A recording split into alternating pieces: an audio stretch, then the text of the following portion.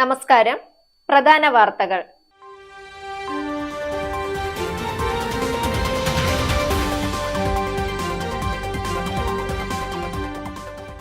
ആർക്ക് ഏത് വകുപ്പ് നൽകണമെന്നുള്ളത് മുഖ്യമന്ത്രിയുടെ വിവേചനാധികാരമാണ്. അഹമ്മദ് ദേവർകോവിൽ.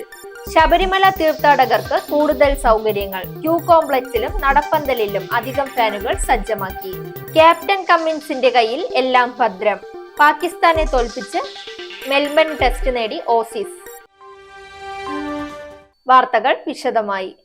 ആർക്ക് ഏത് വകുപ്പ് നൽകണമെന്നുള്ളത് മുഖ്യമന്ത്രിയുടെ വിവേചനാധികാരമാണെന്ന് അഹമ്മദ് ദേവർകോവിൽ. അച്ചടക്കമുള്ള ഘടകകക്ഷി എന്ന നിലയ്ക്ക് തീരുമാനം സ്വീകരിക്കുമെന്നും അദ്ദേഹം പറഞ്ഞു. INL തീരുമാനത്തെ സ്വാഗതം ചെയ്യുന്നു. മുഖ്യമന്ത്രിക്കും മുന്നണിക്കും എന്താണോ തോന്നുന്നത് അത് നടപ്പിലാക്കുന്നു. ഏൽപ്പിച്ച കാര്യങ്ങൾ സമയബന്ധിതമായി പൂർത്തിയാക്കി എന്ന ആത്മവിശ്വാസത്തോടെയാണ് ഇറങ്ങുന്നതെന്നും അഹമ്മദ് ദേവർകോവിൽ പറഞ്ഞു. അതേസമയം സത്യപ്രതിജ്ഞ ചെയ്ത് സ്ഥാനമേറ്റ മന്ത്രിമാരുടെ വകുപ്പുകളിൽ മാറ്റം.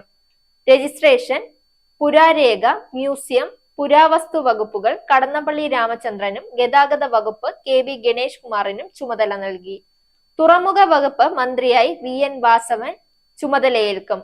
മന്ത്രിമാരായ അഹമ്മദ് ദേവർകോവിലും ആന്റണി രാജുവും 2.5 വർഷം പൂർത്തിയാക്കിയതിനെ തുടർന്ന് മന്ത്രിസ്ഥാനം രാജിവെച്ച സാഹചര്യത്തിലാണ് പുതിയ മന്ത്രിമാരുടെ സത്യപ്രതിജ്ഞ.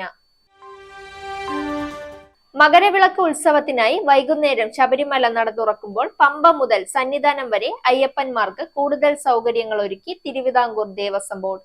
ശബരിമലയിൽ എത്തുന്ന തീർത്ഥാടകർക്ക് ക്യൂ കോംപ്ലക്സിലും നടപ്പന്തലിലും ഫാനുകളും ഔഷധ കുടിവെള്ളവും സജ്ജമാക്കി. കൂടുതൽ ട്യൂബ് ലൈറ്റുകളും വലിയ നടപ്പന്തലിൽ കൂറ്റൻ ലിഫ്റ്റുകളോടുകൂടിയ 7 ഹൈവോളിയം സീലിംഗ് ഫാനുകളും സജ്ജമാക്കി. ചെറിയ നടപ്പന്തൽ മുതൽ ശരംകുത്തി വരെ 50-ലധികം വാൾ ഫാനുകളും ക്യൂ കോംപ്ലക്സുകളിൽ 30-ലധികം ഹെവി ഡ്യൂട്ടി ഫാനുകളും സ്ഥാപിച്ചു. അറ്റകുറ്റപ്പണികളും നടത്തി. തിരുവിതാംകൂർ ദേവസ്വം ബോർഡ് മരാമത്ത് വിഭാഗമാണ് ഇവ സജ്ജമാക്കിയത്. ഇനി കായിക വാർത്ത.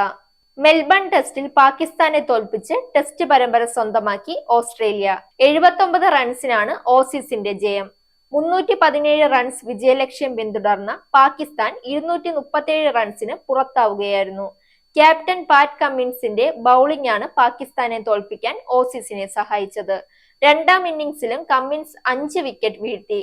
സ്റ്റാർക്ക് 4 വിക്കറ്റ് വീഴ്ത്തിയെങ്കിലും മത്സരത്തിലാകെ 10 വിക്കറ്റ് നേടിയ കമ്മിൻസ് ആണ് പ്ലെയർ ഓഫ് ദി മാച്ചായി തിരഞ്ഞെടുക്കപ്പെട്ടത്. 3 മത്സരങ്ങളുടെ പരമ്പരയിൽ ഓസീസ് 2-നാണ് പരമ്പര സ്വന്തമാക്കിയത്.